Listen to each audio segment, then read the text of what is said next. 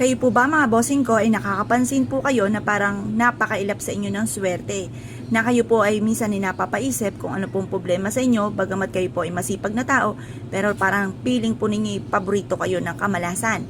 Ako po ay may share sa inyo mga bossing, basta kapag naibigan nyo po ito na parang ikikinabog, na parang kawikaan po ninyo, ay teka muna, parang gusto ko tong gawin, parang meron akong ganito, gagawin ko ito.